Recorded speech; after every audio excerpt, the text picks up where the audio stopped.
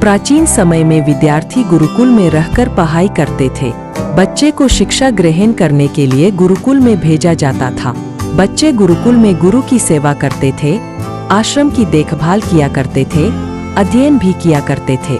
वरदराज को भी सभी की तरह गुरुकुल भेज दिया गया। वहाँ आश्रम में अपने साथियों के साथ वरदराज घुलने मिलने लगे, लेकिन वह पढ़ने में बहुत ही कमजोर थे। गुरुजी की कोई भी बात उनके बहुत कम समझ में आती थी। इस कारण सभी के बीच वह उपहास के कारण बनते थे। उसके सारे साथी अगली कक्षा में चले गए, लेकिन वो आगे नहीं बढ़ पाए। गुरुजी ने भी आखिरकार हार मानकर उसे बोला, बेटा वरदराज, मैंने सारे प्रयास करके देख लिए हैं। अब यही उचित होगा कि तुम यहाँ अपना समय बर्बाद मत करो। अपने घर चले जाओ और घर वालों की काम में मदद करो। वरदराज ने भी सोचा कि शायद विद्या मेरी किस्मत में नहीं है, और भारी मन से गुरुकुल से घर के लिए निकल गए। दोपहर का समय था।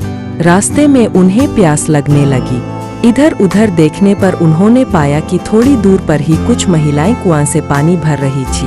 वह कुआं के पास गए।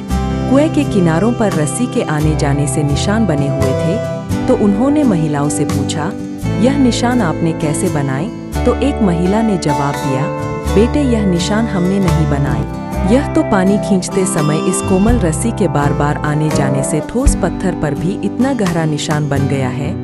वरदराज सोच में पड़ गए। उन्होंने विचार किया कि जब एक कोमल रस्सी के बार बार आने जाने से एक ठोस पत्थर पर गहरे निशान बन सकते हैं, तो निरंतर अभ्यास से मैं विद्या ग्रहण क्यों नहीं कर सकता। और वो वहाँ से घर नहीं गए, वो वापस आश्रम आ गए।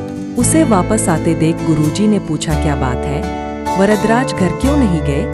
वरदराज ने कहा, गुरुजी, मुझे एक और अवसर दीजिए, इस बार मैं बहुत मेहनत करूंगा, आपको निराश नहीं करूंगा। गुरुजी उसके आत्मविश्वास को देखकर बहुत खुश हुए और उसे फिर से पढ़ाना शुरू किए। वरदराज इस बार पूरे मन लगाकर पढ़ने लगा। वो गुरुजी के बातों को ध्यान से सुनता और गुरुजी द्वारा दिए गए सवाल को पहले हल करके दिखा देता। वो अब अपने कक्षा में सबसे तेज शिष्य बन गया था।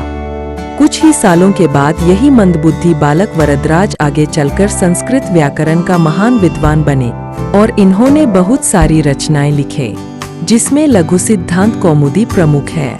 इनके जीवन पर आधारित एक दोहा है, करत करत अभ्यास के जरमती होत सुजान, रसरी आवत जात, सील पर परत निशान। शिक्षा, मोरल।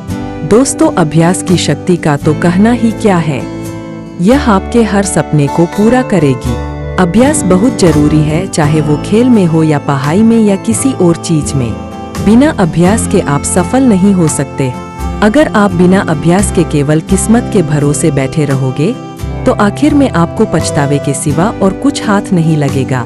इसलिए अभ्यास के साथ धैर्य, परिश्रम और लगन रखकर आप अपनी मंजिल को पाने के लिए जुट